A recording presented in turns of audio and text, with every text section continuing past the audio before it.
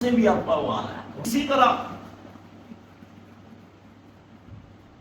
جناب موسیٰ علیہ السلام جب بھی ہم نے بات کی کہ اللہ فرماتے ہیں بعض سے ہم نے گفتگو کی لیکن کوہ طور پہ کی، اور خود موسیٰ علیہ السلام نے عرض کی یا اللہ مجھے اپنا آپ بھی دکھا دے، لیکن اللہ نے فرمایا لن ترانی، تو مجھے نہیں دیکھ سکتا، لیکن پیارے محبوب کو قاب قوسین او ادنیٰ کے مقام پر بلایا اور کیا بات کی، اوحیٰ الی عبدہ ما اوحیٰ، اپنے بندے کی طرف وحی کی جو کی، یعنی راز و نیاز کی باتیں تھی، جتنا حضور نے جس کو چاہا بتا دی۔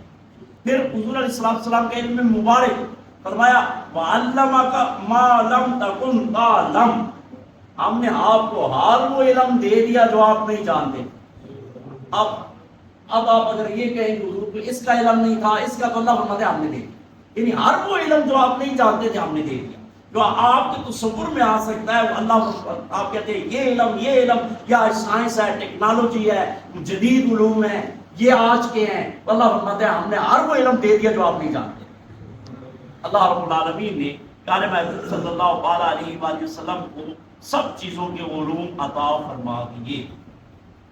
اسی طرح وما ارسلناک کی آیت مبارکہ پڑھی، دوسرے مقام پر بھی حضور علیہ السلام نے فرمایا وما ارسلناک الا کافۃ للناس، ہم نے ساری انسانیت کے لیے ہم نے آپ کو رسول بنا کر بھیجا ہے۔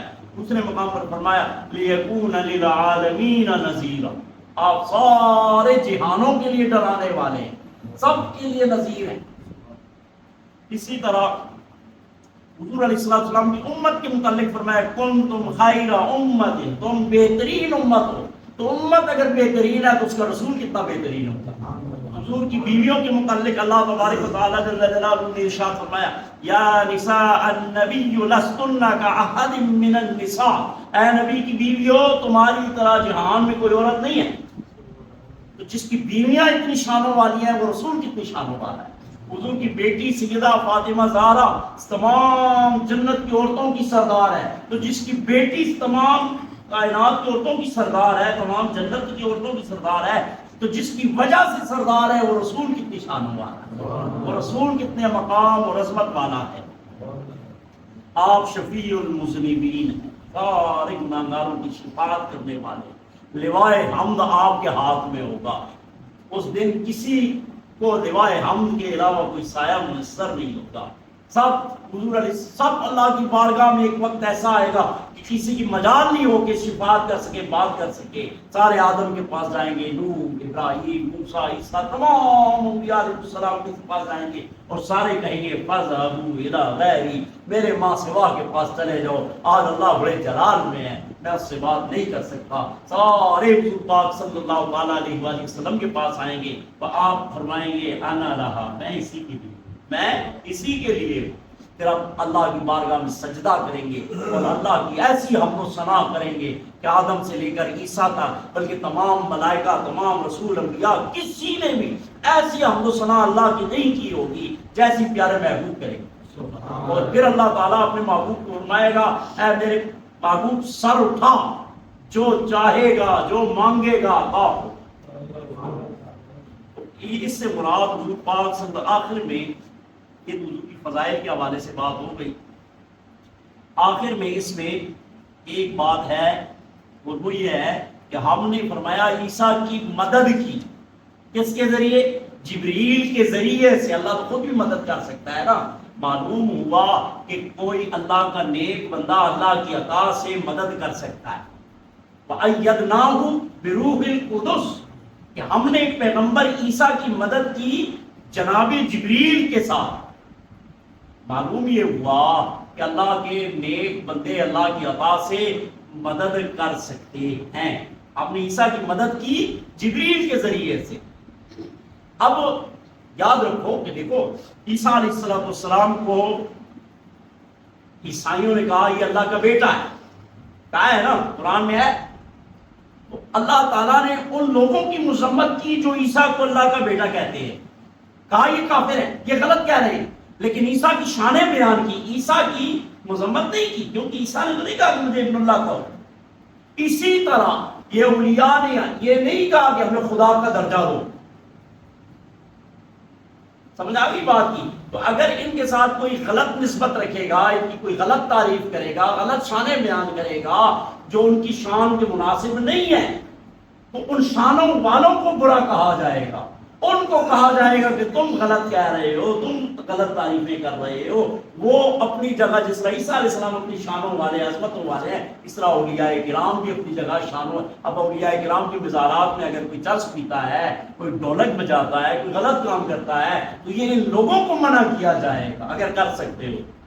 ولی کا اس میں کوئی قصور نہیں ہے۔ صاحب مزار کے متعلق کوئی ہلکا لفظ نہیں بولنا چاہیے۔ یہ کہنا ہے کہ یہ لوگ غلط کر رہے ہیں۔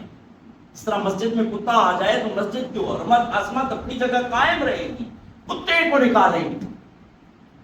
سمجھ آ گئی بات کی؟ کتے کو نکالیں گے۔ تو اسی اولیاء کرام کی مزارات پر یا نیک لوگ زندہ جو ہیں، ان کے پاس اگر کوئی غلط لوگ آ گئے ہیں تو ان غلط لوگوں کی غلط باتوں کا انکار کریں گے، ان کی اصلاح کریں گے، ان کو وہاں سے نکالیں گے، نہ کہ ان نیک لوگوں کی مذمت کریں گے۔ اللہ تعالیٰ نے عیسیٰ علیہ السلام کو انہوں نے خدا کہا، خدا کا بیٹا کہا، لیکن عیسیٰ کی اللہ نے پھر بھی شانیں بیان کی، کیونکہ عیسیٰ نے تم کو نہیں کہا کہ مجھے اللہ کا بیٹا کہو۔